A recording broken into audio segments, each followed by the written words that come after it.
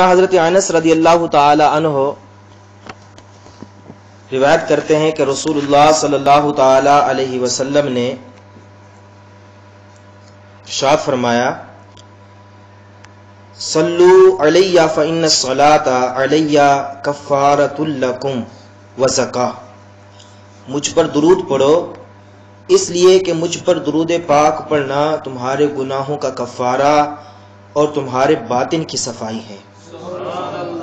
دوسرے مقام پر ارشاد فرمایا لِكُلِّ شَيْءٍ طَهَارَةٌ وَغُسْلٌ وَطَهَارَةُ قُلُوبِ الْمُؤْمِنِينَ مِنَ الصَّدَاعِ الصَّلَاةُ، ہر چیز کے لیے طہارت اور دھونا ہوتا ہے اور مومنوں کے دل سے زنگ اتارنا مجھ پر درود پاک پڑھنا ہے۔ صلو علی الحبیب صلی اللہ تعالی علی محمد صلی اللہ تعالی علیہ وسلم۔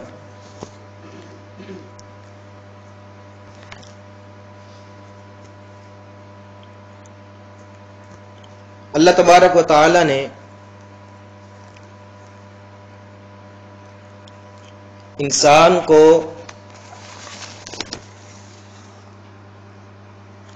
اشرف المخلوقات بنایا،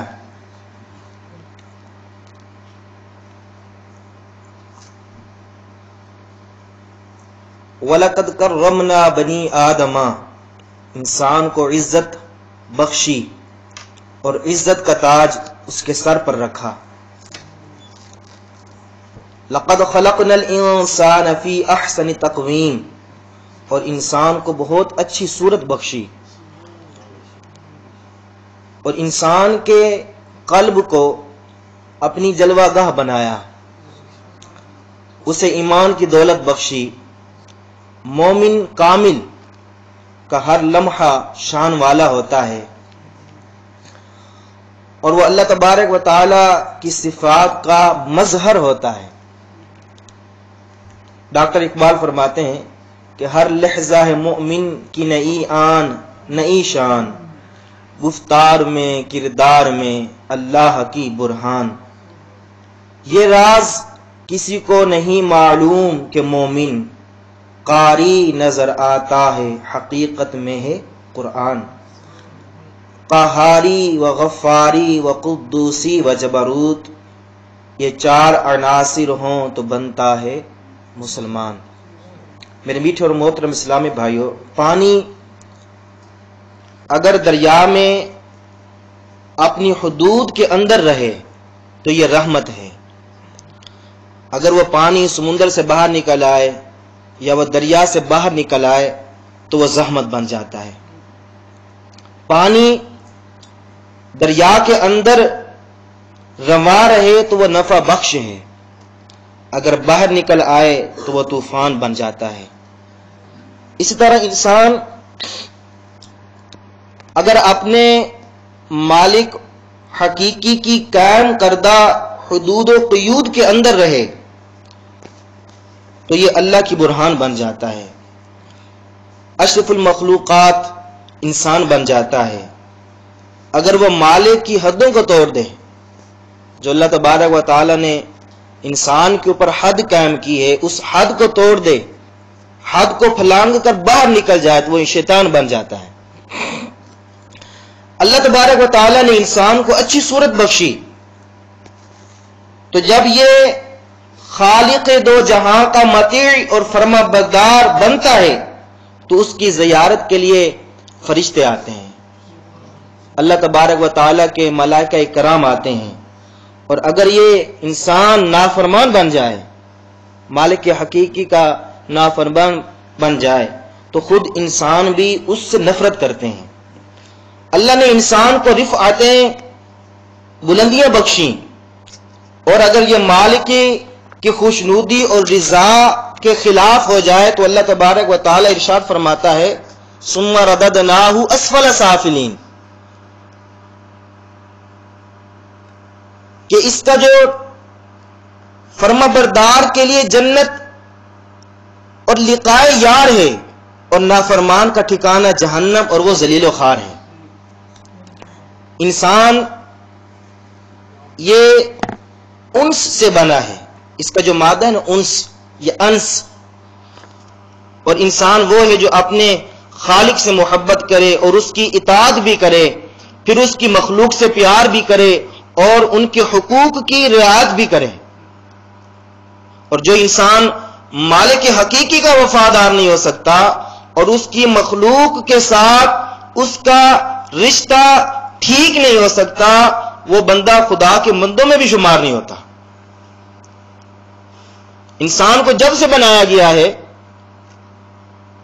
اس کے حالات نے کئی کروٹیں بدلی ہیں، اس پر متعدد دفعہ عروج اور زوال آتا رہا، یہ کئی دفعہ اپنے خالق اور مالک کو بھولتا رہا، یہ اپنے مرتبے اور ناموس کے خلاف کام کرتا رہا۔ اس نے بارہا اپنے مالک حقیقی جس نے اس کو پیدا کیا اس سے بغاوت کی۔ جب بھی اس نے اپنے خالق حقیقی سے تعلق توڑا، کفر اور ضلالت کے وہ عمیق گڑھے میں جا گرا۔ اللہ نے انسان کو راہ راست صراط مستقیم پر گامزن کرنے کے لیے اپنے نبیوں اور رسولوں کو مبعوث فرمایا۔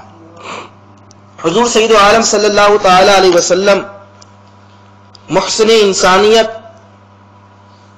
معلم کائنات، ہادی دو جہاں کی آمد سے قبل انسان گمراہی کے عمیق گڑھوں میں گر چکا تھا۔ ایک بھائی دوسرے بھائی کو دشمن، ایک قوم کی دوسری قوم سے لڑائی، ایک قبیلے کے لوگ دوسرے قبیلے والوں سے لڑ رہے ہیں، ہر ایک انسان دوسرے انسان کو غلام بنا کر اس سے وہ جانوروں کی طرح کام لیتا تھا۔ گورے رنگ والا خود کالے رنگ والے سے افضل جاتا تھا۔ ذاتی اغراض کی خاطر دوسروں کی عزت اور آبرو کو تباہ کرنا کوئی عیب نہیں سمجھا جاتا تھا، اور انسان کی زندگی کا، انسان کی درندگی کا یہ عالم تھا کہ وہ خود اپنے ہاتھوں سے اپنی بچیوں کو زندہ درگور کرنا باعث فخر سمجھتا تھا۔ غرض کی کون سی برائی تھی جو اپنے عروج پر نہ تھی، اور اسی عالم میں رحمت دو عالم نور مجسم صلی اللہ تعالی علیہ وسلم کا ظہور ہوا، جس کی نور بخش کرنوں سے ظلمت کدا نورانیت بخش دی، تاریک دلوں میں نور ایمان کی شمع روشن ہو گئی۔ ایک مومن دوسرے مومن کا بھائی بن گیا۔ دنیا میں بے شمار لا تعداد مذاہب میں ان کے پیشواؤں نے اپنے ماننے والے کو اتفاق اور اتحاد کا درس دیا، مگر جو نقشہ اتفاق اور اتحاد اور محبت کا اسلام نے پیش کیا، اس کی مثال کائنات میں نہیں ملتی۔ حضور سید عالم صلی اللہ تعالی علیہ وسلم نے جو رشتہ محبت اور اخوت اپنے ماننے والوں کے درمیان پیدا کیا، وہ صرف ظاہری حیات تک محدود نہیں ہے کہ بندہ زندہ ہے تو ٹھیک ہے، بندہ مر گیا تو ختم، بلکہ مومن کا مومن کے ساتھ وہ تعلق پیدا کر دیا گیا ہے جو مرنے کے بعد بھی ختم نہیں ہوتا۔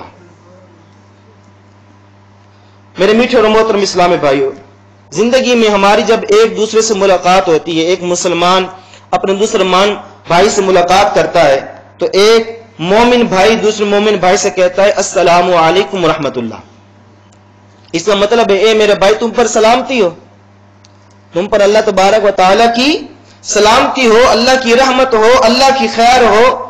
اور اسی طرح مومن جب کسی مومن کی قبر پر جاتا ہے، قبرستان میں جاتا ہے، اپنے مسلمان بھائیوں کی قبروں پہ جاتا ہے، تو بھی یہ کہتا ہے السلام علیکم یا اہل القبور، السلام علیکم یا اہل القبور، اے وہ ہمارے بھائی جو قبروں میں ہو، تم پر بھی سلامتی ہو اور اللہ کی رحمت ہو۔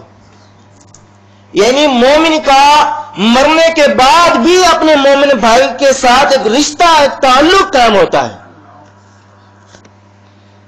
یہ ہے اس رشتہ اور اخوت محبت کی ایک جھلک جو ہمارے آقا صلی اللہ تعالی علیہ وسلم نے اپنے غلاموں کے اندر پیدا فرمائی،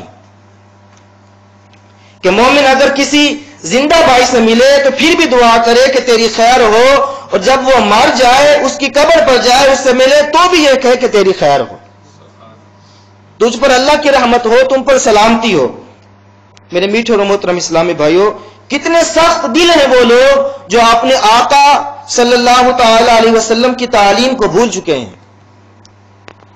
اپنے جو اس دنیا سے جا چکے ہیں ایمان کی حالت میں ان کے لیے دعائیں خیر نہیں کرتے. اللہ تبارک و تعالی ارشاد فرماتا ہے کہ جو مومن ہے وہ اپنے سابقہ فوت شدہ مومن بھائیوں کے لیے دعائیں خیر کرتا ہے. قرآن مجید کے اندر ہے اللہ تبارک و تعالی قرآن مجید میں ارشاد فرماتا ہے والذین جاؤوا من بعدهم یقولون ربنا اغفر لنا ولاخواننا الذین سبقونا بالایمان. ترجمہ کنز الایمان. اور ان سے بعد میں آنے والے لوگ یہ دعا مانگتے ہیں کہ اے اللہ تو ہماری بھی بخشش فرما اور ہمارے ان بھائیوں کی بخشش فرما جو یہاں سے سلامتی اور ایمان کے ساتھ چلے گئے ہیں. مومن اپنے مومن بھائی کے لیے خیر طلب کرتا ہے، بھلائی طلب کرتا ہے، اس کے لیے دعا کرتا ہے. اور سرکار دو عالم صلی اللہ تعالی علیہ وسلم کا فرمان عالی شان ہے فَإِذَا صَلَّيْتُمْ عَلَى الْمَيِّتِ فَأَخْلِصُوا لَهُ الدُّعَاءَ. جب تم میت پر نماز پڑھ چکو تو اس کے بعد خاص کر میت کے لیے دعا مانگو.